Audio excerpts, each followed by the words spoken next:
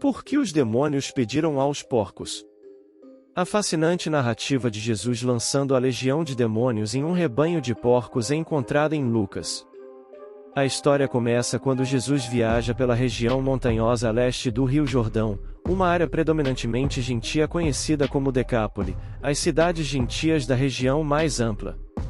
Em seguida, navegaram para a região das guarnições, a leste do Mar da Galileia. Quando Jesus desembarcou, foi abordado por um homem da cidade de Gerasa, possuído por demônios há muito tempo. Ele não usava roupas e vivia entre túmulos. Ao avistar Jesus, ele gritou com uma voz terrível, prostrou-se diante dele em pavor e terror, exclamando em alta voz: "Que temos nós em comum, Jesus, Filho do Deus Altíssimo? Rogo-te, não me atormentes antes do tempo designado para o julgamento." A Lucas 8:26-29, Bíblia Amplificada. Essa é a descrição mais detalhada de um homem sob o controle de um demônio encontrada na Bíblia. Um homem possuído por um demônio por muito tempo, vivendo como um animal selvagem, afastado da sociedade e quebrando suas correntes, atormentado ao ponto de autodestruição. Marcos 5:05. Noite e dia, ele gritava entre os túmulos, nas montanhas, e se feria com pedras afiadas. Marcos 5:05. 4. A comunidade, ao presenciar seu comportamento errático, concluiu que ele estava possuído por um demônio. Mesmo sendo acorrentado para evitar prejudicar outras pessoas, ele conseguia se libertar das correntes repetidamente. No final, expulsaram-no da cidade, e ele passou a viver no cemitério local, ferindo a única pessoa que podia, e ele mesmo. A narrativa descreve sua possessão de maneira comparativa à condução de um cavalo por seu cavaleiro ou de um navio por sua tripulação. Havia, então, um encontro com um certo homem, sugerindo que Jesus não procurou diretamente esse homem, mas ele foi atraído por Jesus. O homem não tinha capacidade de se libertar, mas Jesus tinha total autoridade sobre o espírito impuro. "O que tenho eu contigo? Rogo-te, não me atormentes." Essas palavras foram proferidas pelo espírito demoníaco dentro do homem possuído, não pelo homem em si. O demônio não queria deixar o corpo que habitava. A possessão demoníaca ocorre quando um espírito demoníaco reside em um corpo humano e, às vezes, manifesta sua própria personalidade através da personalidade do corpo hospedeiro. Embora a possessão demoníaca seja uma realidade nos dias de hoje, devemos ter cautela para não ignorar o problema ou enfatizar demais atividades demoníacas supostas. Não sabemos como alguém se torna possuído por demônios. Superstições, jogos e práticas ocultas, espiritismo, enganos da nova era, magia e outras práticas abrem a porta para a decepção aos crentes e perigo demoníaco real aos incrédulos. As pessoas frequentemente se envolvem no ocultismo ou atividades demoníacas porque algo ali parece funcionar. Infelizmente, é algo maligno, de um espírito demoníaco.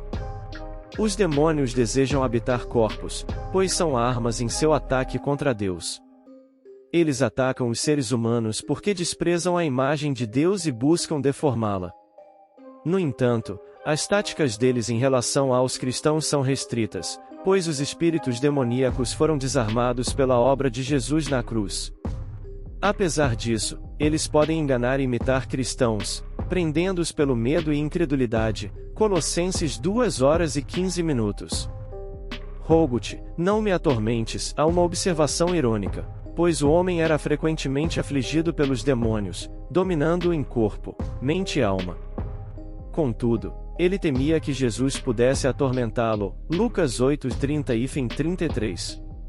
Então Jesus lhe perguntou: "Qual é o teu nome?" E ele respondeu: "Legião", porque muitos demônios haviam entrado nele. Suplicavam a Jesus que não os mandasse para o abismo. Havia uma grande manada de porcos pastando na montanha. Os demônios imploraram a Jesus que lhes permitisse entrar nos porcos, e ele concedeu permissão. Os demônios saíram do homem, entraram nos porcos, e a manada se precipitou pelo barranco íngreme para o lago, onde se afogou. O conhecimento do nome do demônio era essencial para obter autoridade sobre ele e libertar a pessoa possuída. No entanto, Jesus não usou o nome que aprendeu nessa troca. Sua autoridade sobre os demônios excedia as superstições contemporâneas. Ele provavelmente perguntou o nome do demônio para entender totalmente o problema, sabendo que o homem estava possuído por muitos demônios, não apenas um. Uma legião romana consistia geralmente de 6.000 homens, sugerindo que o homem estava possuído por um grande número de demônios. Eles suplicaram para não serem enviados para o abismo, a cova sem fundo mencionada em Apocalipse 9h11. Este lugar serve como prisão para certos espíritos demoníacos. Os demônios saíram do homem e entraram nos porcos. A ideia de demônios possuírem corpos de animais pode parecer estranha, mas é mostrada também em Gênesis 3. Era apropriado que esses demônios fossem lançados em porcos, pois eram animais não kasher. Os demônios não podiam afligir nem mesmo os porcos sem a permissão de Deus, demonstrando quão pouco poder a malícia deles tem quando Deus é o protetor. Os demônios causaram a manada de porcos a agir de maneira errática, levando-os a correr descontroladamente pelo barranco íngreme em direção ao lago, onde eventualmente se afogaram. Isso demonstrou o poder destrutivo dos espíritos, semelhante ao seu comandante, Satanás, cujo objetivo é roubar e destruir. Os demônios queriam destruir o homem, assim como destruíram os porcos. Alguns podem considerar injusto para o dono dos porcos, mas os proprietários perderam sua propriedade e aprenderam como Jesus valoriza mais a vida humana do que um rebanho. Quando os pastores viram o que aconteceu, correram para contar à cidade e aos campos.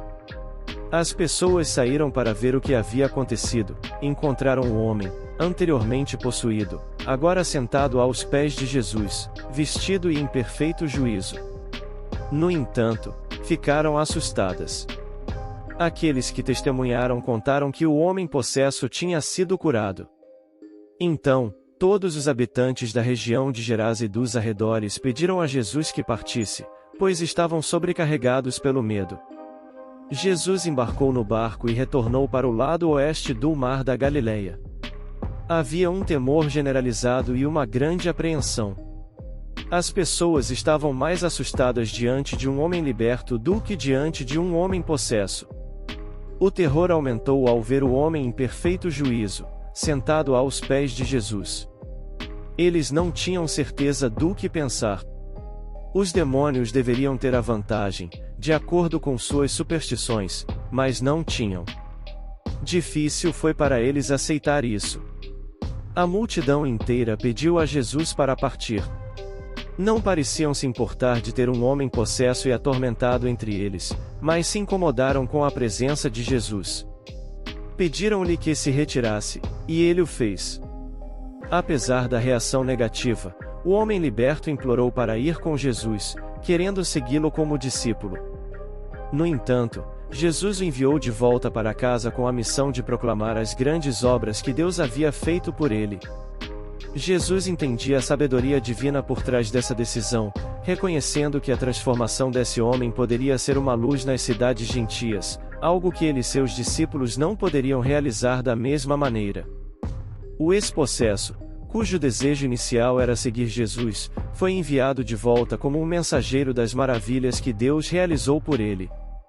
Isso destaca a sabedoria divina, lembrando-nos de que, muitas vezes, o plano de Deus transcende nossa compreensão imediata.